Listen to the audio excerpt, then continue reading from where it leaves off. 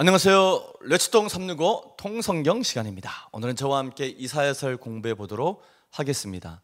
먼저 이사야 선지자 이름의 뜻은 여호와는 참 구원자이시다 라는 뜻입니다.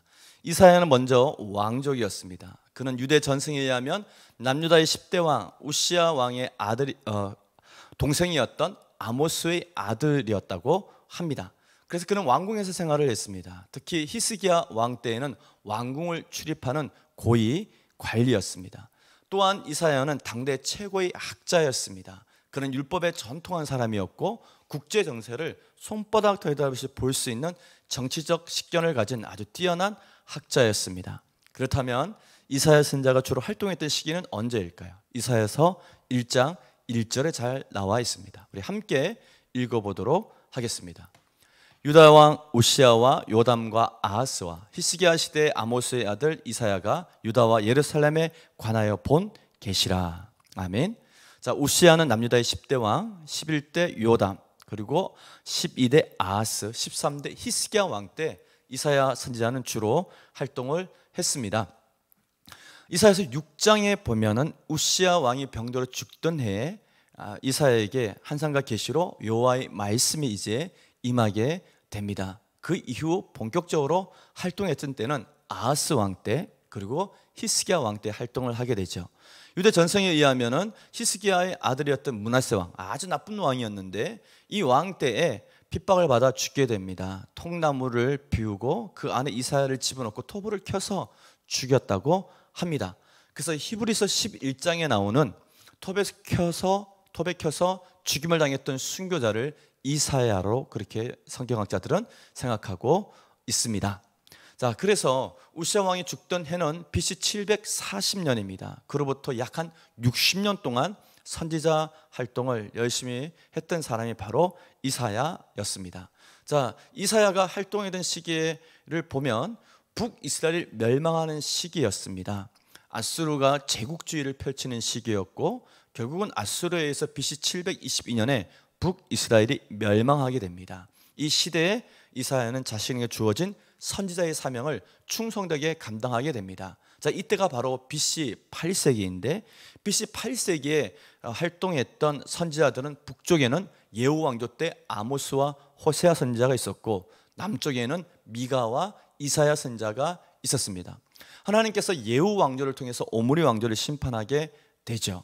그리고 예후 왕조는 요아스, 요로보암 2세, 스가랴까지 이어지게 됩니다. 이때가 북이스라엘의 말기인데 북이스라엘 멸망하기 전에 아모스는 하나님께서 주시는 말씀을 갖고 북이스라엘의 정치적, 경제적 타락에 대해서 말하면서 하나님의 공의를 잃어버린 그 나라를 심판하겠다고 선언하게 됩니다. 그리고 호세아 선지자를 통해서는 북이스라엘의 종교적, 신앙적 타락에 대해서 말씀하시면서 여호와를 힘써 알자, 여호와께로 돌아오라 말하면서 하나님의 심판을 예고하게 됩니다. 그러나 결국 그 말을 듣지 않게 되죠. 동시대에 남쪽 남유다에서는 미가가 두 도시의 이야기, 즉 북이스라엘의 수도였던 사마리아 그리고 남유다의 수도였던 예루살렘의 제약에 대해서 말하면서 결국은 베들레헴에서 태어나게 될 메시아 탄생까지 예고하게 됩니다. 그때 이사야 선지자는 미가보다 조금 일찍 이제 활동하게 되는데 이사야 선지자는 남유다의 제약에 대해서도 또 그로 인한 심판에 대해서도 많이 말했지만 아하스와 히스기야 왕 때의 어떤 국제적 정세에 의해서 남유다가 또 특히 그 왕들이 하나님을 의지하지 않고 주변에 있는 강한 강대국들과 동맹을 맺어서 문제를 해결하려 하는 그때에 만약에 하나님을 의지하지 않고 열국을 의지하게 되면은 반드시 하나님의 심판을 받을 것이다 라는 심판의 메시지를 이사야가 주로 전하게 됩니다. 이사야가 활동했던 시대의 국제 정세를 좀 살펴보면 다음과 같습니다. 한번 지도를 참고해 주시기 바랍니다. 니느웨를 수도로 하고 있던 아수르, 자, 니느웨 하면 요나 선지자가 기억나죠. 한때 왕과 모든 백성이 회개하고 여호와께 돌아왔던 그런 도시이기도 합니다. 그런데 아수르는 이후에 힘을 길렀고 그 힘을 갖고 제국주의로 가게 됩니다. 아수르의 제국주의 길의 목표는 애굽이었습니다. 애굽을 정복하려면 아람, 북이스라엘, 남유다를 차례로 정복하고 와야 되는 것이죠. 그래서 아수르가 아람과 북이스라엘을 침략할 조짐이 보이자 아람과 북이스라엘은 동맹을 맺습니다. 아람의 왕 르신과 북이스라엘의 왕이었던 제18대 왕이죠 베가가 함께 동맹을 맺고 남유다의 아하스 왕에게도 함께 동맹을 맺어 아수르의 남하를 막아내자 그렇게 제안을 하게 됩니다. 그때 아하스는 그 제안을 거절하게 되죠. 그러자 아람과 북이스라엘은 연합군을 만들어서 예루살렘을 공격해 옵니다.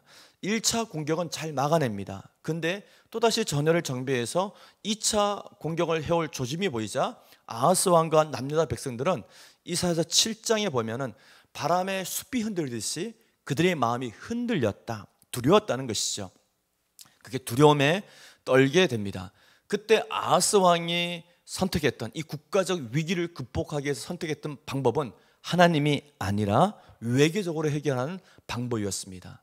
그는 아수르 왕에게 사신을 보내 편지를 보내서 도와줄 것을 말하게 되죠.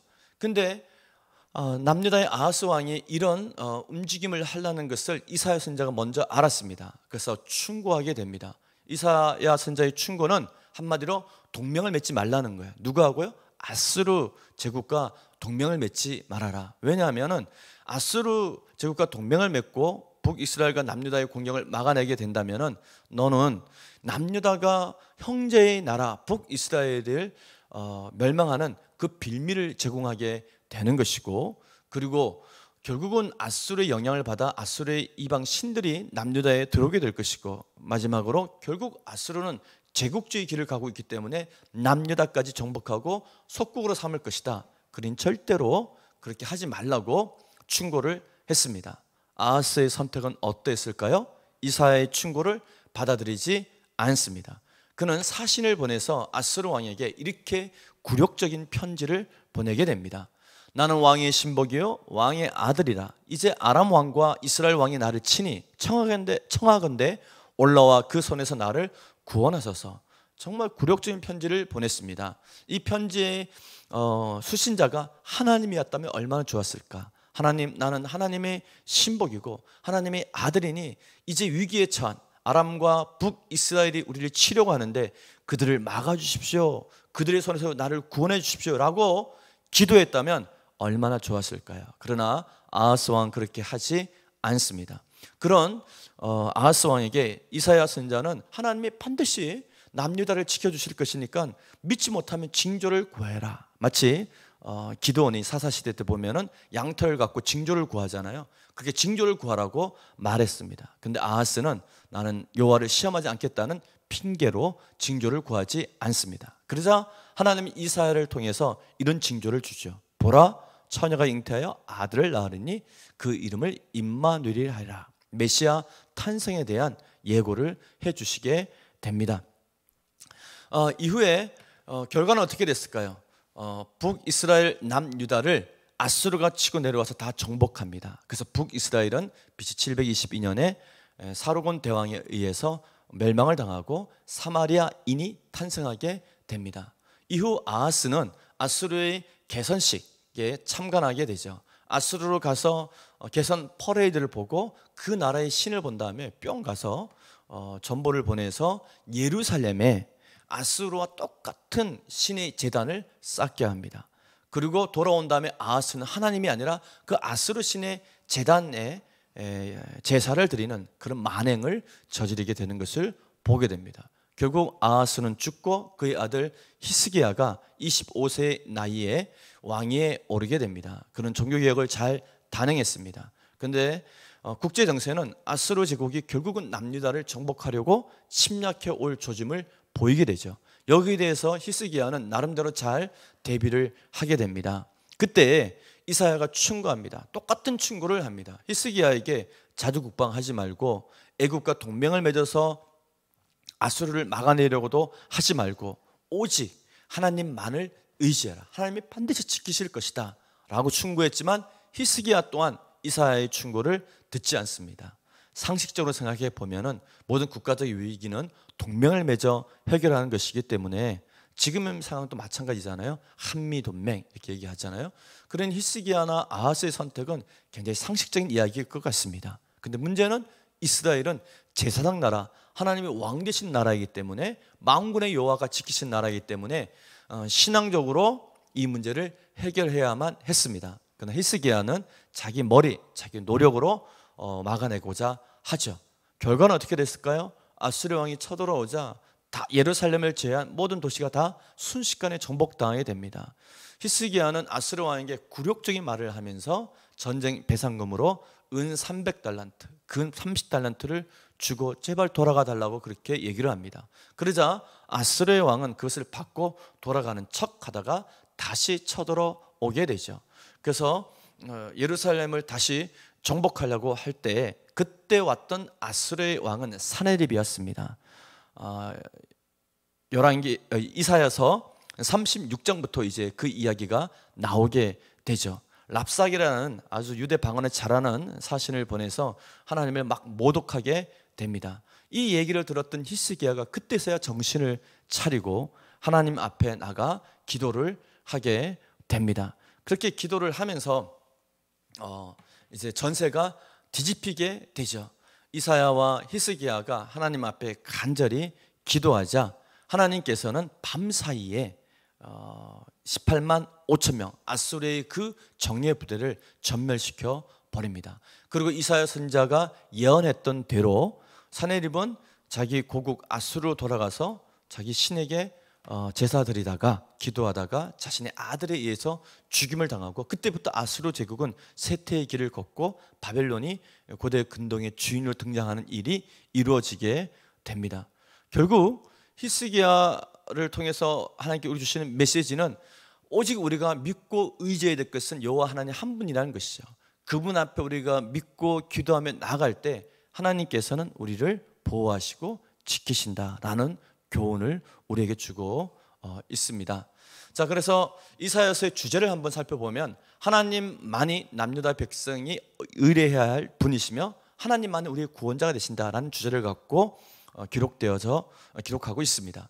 그리고 이사야서 12장 3절에 나오는 하나님은 구원의 우물이시다, 이것이 이사야서의 굉장히 중요한 키워드입니다. 우리는 그 우물물을 마셔야 된다라고 얘기하고 있는 것이죠.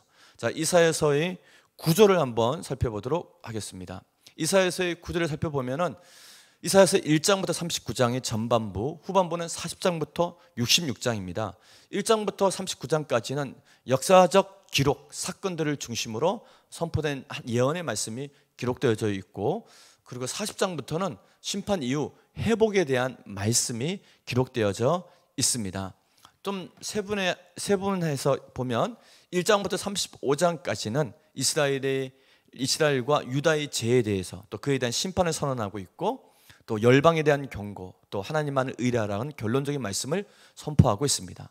그리고 36장부터 39장까지는 아수르의 산헤립이 예루살렘을 포위해서 랍사게를 앞세워 이제 예루살렘을 정복하려고 했던 그때 예언자의 현재의 자리를 기록하고 있죠. 그리고 그 이후는 이제 앞으로 일어날 일, 결국 바벨론 포로 70년이 이루어지고 그 이후에 요한계시록의 내용까지 나오는 새하늘 새 땅에 대한 말씀이 나오는 이야기가 후반부의 내용입니다. 좀 더 살펴보면 이사야서 40장부터 나오는 내용은 메시아에 대한 얘기입니다. 예수님의 공생의 시작, 그것을 알렸던 세례 요한에 대해서 소개되고, 그리고 예수님의 공생의 삶이 어떠한지, 또 예수님의 십자가 사건이 어떻게 전개되는지 53장까지 자세하게 기록되어집니다.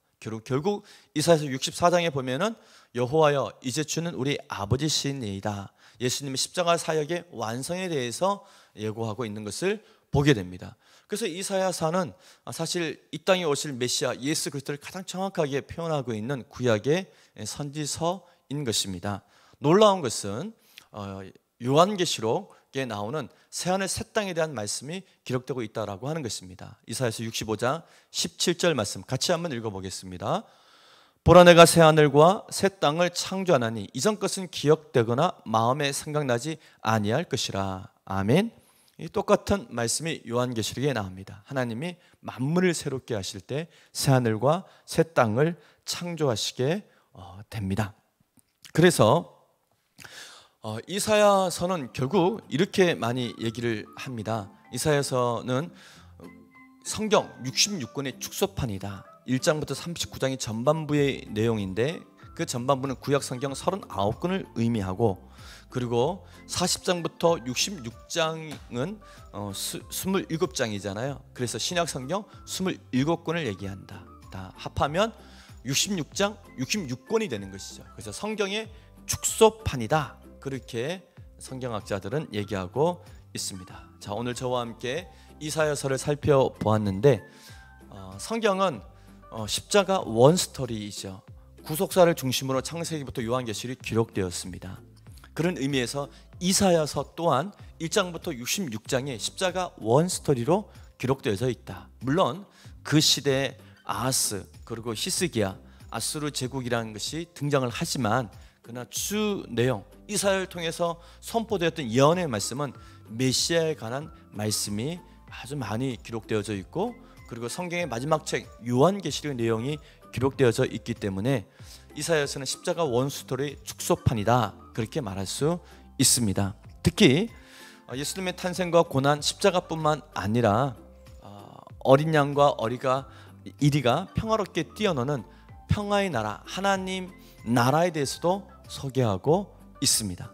그리고 마지막 때의 부흥과 구원에 대해서도 얘기하고 있고, 새하늘 새 땅을 얘기함으로써 성경 전체를 얘기하고 있는 것이죠. 그래서 이사야서를 읽으면서 여러분들은 십자가 원스토리, 그 십자가 복음의 능력을 다시 한번 경험하는 은혜가 있기를 기대합니다. 오늘도 성경 한 권이면 충분합니다. 푸른 마르고 꽃은 시드나 하나님의 말씀은 영구히 서게 될 것입니다. 화이팅!